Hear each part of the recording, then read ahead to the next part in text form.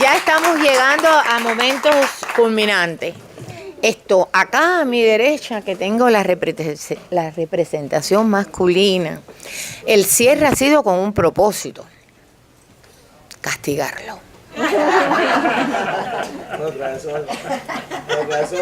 ¿Por qué? ¿Por qué? Cuando miramos la televisión y vemos análisis políticos, todos son hombres. Cuando vemos en la Casa Blanca, de eso, todos son hombres. Pero no, yo estoy con el hombre, si no, no lo tuviera, que a mi derecha, ¿verdad? Padre. Si no, llegó el momento de mirar al mundo con gafas de mujer. Porque hay un sentimiento envuelto en la mujer que el Padre nos dio esa responsabilidad. Y llegó el momento de que la mujer sea responsable de hacer su trabajo, de rescatar a los hijos de Dios. Entonces, ese es el motivo que yo te he dejado para el cierre. Perfecto. ¿Ok? Ahora bien, ahora nos toca, obviamente, el momento esperado, que viene desde México, a entregarnos algo que cuando hacemos la combinación de estos dos libros, nos vamos ¿a dónde? A lo que tenemos que hacer cada día. Y ese es el título de su libro, y de eso ella nos va a hablar.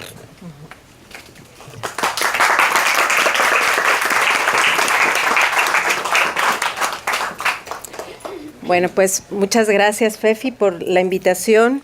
Siempre es un placer venir a Miami, estar rodeada de gente bellísima. Miami para nosotros, Plenitud Azteca, es pues un lugar donde nos han acogido con mucho cariño y estamos muy contentos de estar aquí.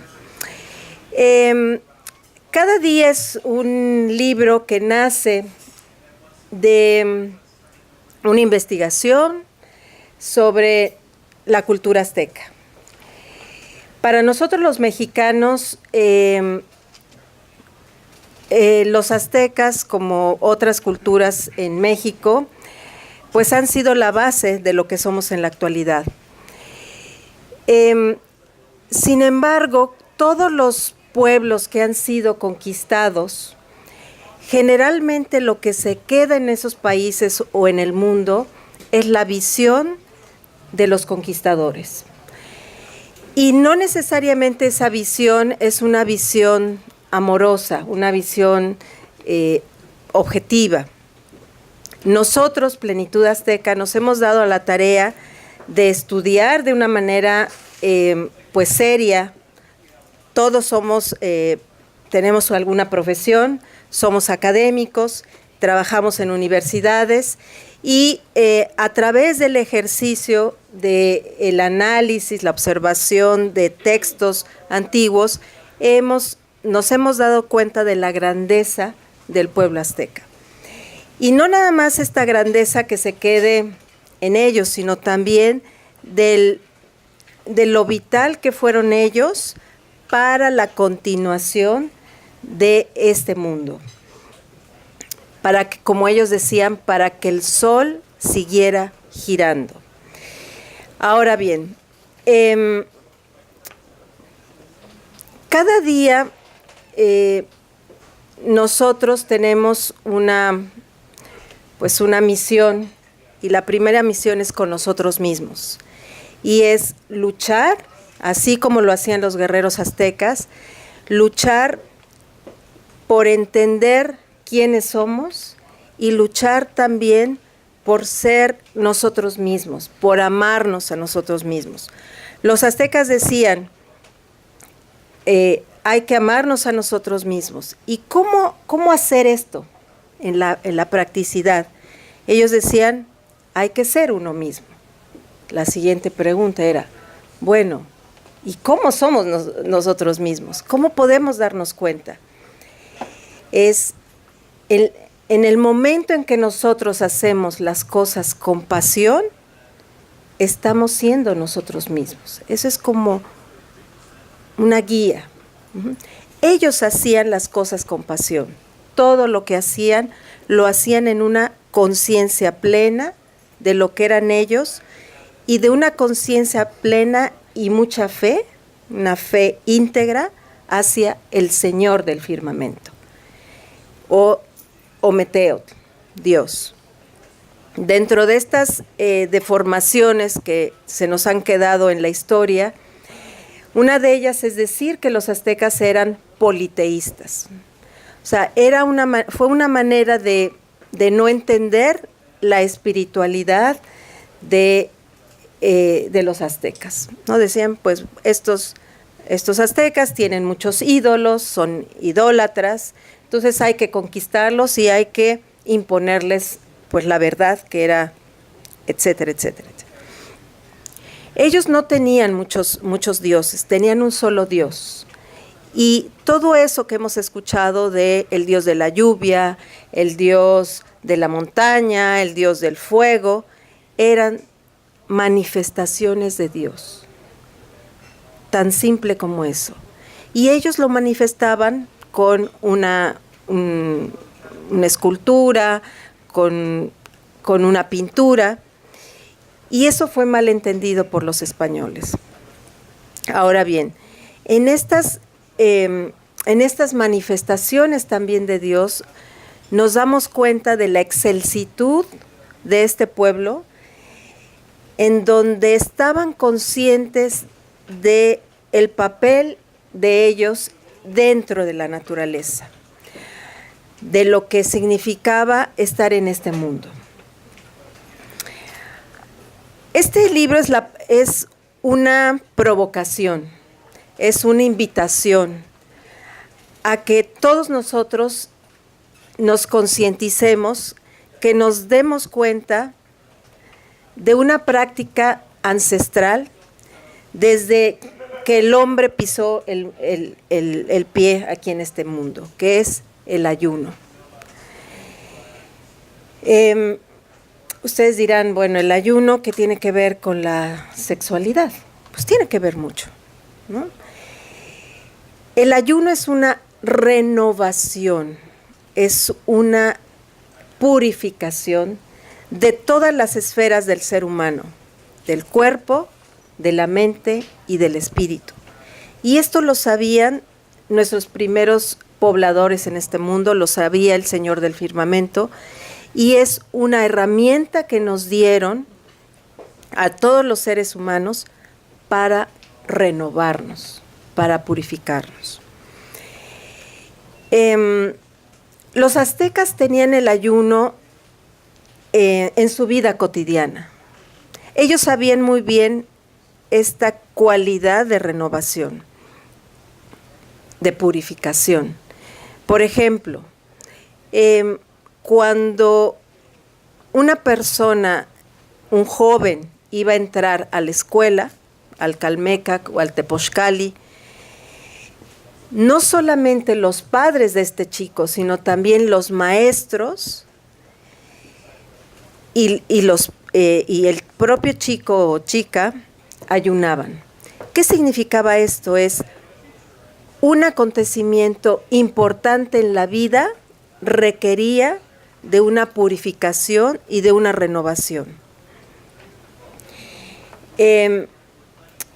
Tan importante era, ¿por qué? Porque la educación era formar, y como decían los aztecas, crear un nuevo rostro, crear a esta persona, darle un rostro y darle un corazón también, formar un corazón, o sea, crear una persona.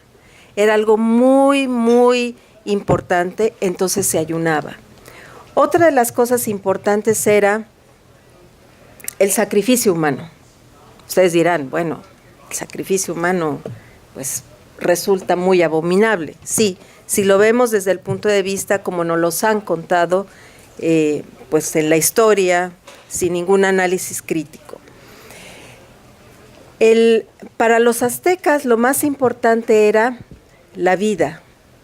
Lo que todos tenemos más importante, más valioso es nuestra vida. Ahora, ellos, en la plena conciencia y fe, ofrendaban su vida al Señor del firmamento. ¿Para qué? Pues para que el mundo siguiera girando, para que el universo tuviera personas, a los aztecas, conciencias con él. Ahora bien, ¿qué tiene que ver aquí el ayuno? El ayuno, cuando una persona iba a ser sacrificada, tanto la persona que lo iba a sacrificar como el sacrificado ayunaban todo un día, o sea, todo el día, el alba, hasta llegar al acto del sacrificio. Ahora, el ayuno siempre iba acompañado de oración. Era un momento de comunicación y de comunión con el Señor del firmamento. Y algo muy importante, otro elemento, es que ninguna persona que iba a ser sacrificada era tomada a fuerza, sino que era un acto de libre albedrío. Por ejemplo, ¿a quiénes deseaban sacrificarse o quiénes optaban generalmente por el sacrificio? En la época de los aztecas existían lo que ellos llamaban las guerras floridas. En la actualidad, en las sociedades occidentalizadas, lo más común es cuando hay guerras, es el llevar a cabo la mayor destrucción, no nada más a nivel físico y material, sino también del número mayor de personas muertas, o daños psicológicos también. Entonces, en la época de los aztecas, primera cosa, se llegaba a la guerra cuando ya de verdad no había ninguna opción de negociación. Generalmente era por cuestiones comerciales. No se ponían de acuerdo un pueblo con el otro y entonces llegaban a la guerra. Había reglas, totalmente. No se podía atacar en la noche y había una serie de reglas pues que ambos pueblos las tenían. Pero una cosa muy importante es que para los guerreros aztecas lo importante era capturar al mayor número de enemigos, no matarlos. Lo peor era matarlos. Era muy penado, era poco prestigio matar a las personas, sino es el mayor número de personas con vida capturados. Ahora, esos prisioneros que hacían los guerreros aztecas, la persona que los capturaba, el guerrero, tenía que seguir con esta actitud de guerrero. ¿Y qué quería decir? Pues tenía que curar las heridas del prisionero, del enemigo, porque era una persona, un ser humano.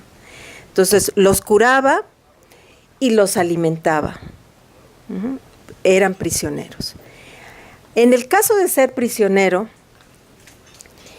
de otro pueblo, era un desprestigio muy grande llegar a ser prisionero, porque pues quería decir que no pudo luchar, no pudo con toda su maestría que ellos tenían para luchar, se dejó capturar, o lo capturaron. Entonces, una manera, podríamos decir, una manera de saldar toda esta pena que ellos tenían, esta vergüenza de haber sido capturado, es ofrendar su vida, lo más valioso que tenía, para el Señor del firmamento. Era una pena quedarse así como un prisionero, pues decían, no, yo ya es el momento de trascender y de ofrendar mi vida. Entonces, el concepto de sacrificio humano es otro concepto muy diferente a lo que nos han platicado. Y en esta conciencia de lo que era la trascendencia, pues se ayunaba y se oraba. Era una purificación para llegar a este momento tan importante en la vida de seguir el camino. Ahora, algo bien poético incluso, que tenían, pues no nada más los aztecas, sino muchas sociedades mesoamericanas, era ellos decían que el hombre construía los templos. Ellos hacían sus templos. Y ustedes, si se dan cuenta, cuando han ido de visita a algunas pirámides, es muy raro que tengan techos las pirámides. Lo más importante siempre está al descubierto. ¿Por qué? Porque ellos decían, nosotros estamos en este plano, lo dejaban todo a la vista para estar en comunión con el Señor del firmamento. Entonces ellos subían a sus templos, a sus teocalis, y de allí físicamente también, tanto espiritualmente, también se ponían en comunión con el Señor del firmamento, ¿no? Entonces imagínense estar arriba de una pirámide y contemplar, por ejemplo, en la noche todo el universo, las constelaciones, pues ahí estaba. Ahora, ellos sabían, como muchas sociedades antiguas, que el ayuno era renovación, purificación. En la actualidad, todos estos conocimientos que tenían los aztecas, también como los egipcios, porque ellos también ayunaban, los griegos, Pitágoras, el gran padre de la geometría analítica, ayunaba 40 días, 40 noches, y exigía a sus alumnos, a sus pupilos, ayunar para que tuvieran una claridad de pensamiento. Entonces, estas grandes civilizaciones conocían el ayuno. Ahora, en la actualidad, solamente apenas estamos redescubriendo el ayuno, cuando pues anteriormente tenían ya esta sabiduría. En el campo de la medicina, por ejemplo, tenemos estudios pioneros de los rusos. Ellos tienen una terapéutica de ayunoterapia, que ellos le llaman el ayuno hídrico, en donde lo único que se puede tomar es agua, y se tratan enfermedades principalmente de orden reumático, se tratan arteriosclerosis, diabetes, y pues ellos han tenido toda una tradición de ayuno. Ahora, ¿qué es lo que pasa? ¿Por qué nosotros no tuvimos acceso a todas estas investigaciones? Tuvimos la Guerra Fría por muchos años, y todas las investigaciones que hacían los rusos las escribían en ruso. Entonces no teníamos mucho acceso, y además estaban vetadas para Occidente. Ahora ya conocemos estas investigaciones, incluso hay grupos de investigación de investigadores norteamericanos con rusos, en donde se siguen trabajando todos estos beneficios del ayuno. Enfermedades tan actuales como la diabetes. México es uno de los países que tiene unas altas prevalencias de diabetes. Estados Unidos también, con el síndrome metabólico. Investigaciones actuales de grupos de noruegos, de estadounidenses, de británicos, han visto que baja los niveles y controla los niveles de glucosa en la sangre. Uno de los estudios más actuales que se ha visto, por decir, bueno, ¿y por qué? ¿Qué pasa en esto? Es debido a una reprogramación de genes en las células del páncreas. Ahora, todos los estudios que se están haciendo en la actualidad en varios países, Holanda, nosotros estamos en México, Estados Unidos, Alemania, que es pionero, Rusia, estamos basados y estamos trabajando y entendiendo un proceso muy importante, que es el proceso clave para entender por qué el ayuno puede mejorar la salud de la persona en cuanto al cuerpo, que es el proceso de la autofagia. La autofagia es un proceso a nivel celular de degradación. ¿Qué quiere decir esto? Que es un proceso que tenemos todos los seres humanos en donde catabolizamos, degradamos todas las sustancias tóxicas, virus, bacterias, residuos de metabolitos en el organismo que tenemos, que producimos el ser humano. Ahora, aquí el punto clave es que el ayuno induce la autofagia. ¿Qué es lo que pasa en las sociedades actuales? Nos las pasamos siempre comiendo. Entonces no dejamos a nuestro cuerpo, a nuestro organismo, llevar a cabo esta función celular de la autofagia. Entonces, de allí la presencia de muchas de las enfermedades combinadas con otros factores como la obesidad, la hipertensión, las enfermedades cardiovasculares, el cáncer, por ejemplo. Entonces, esto no sucedía, por ejemplo, en los primeros pobladores. Los pobladores que llegaron a habitar la tierra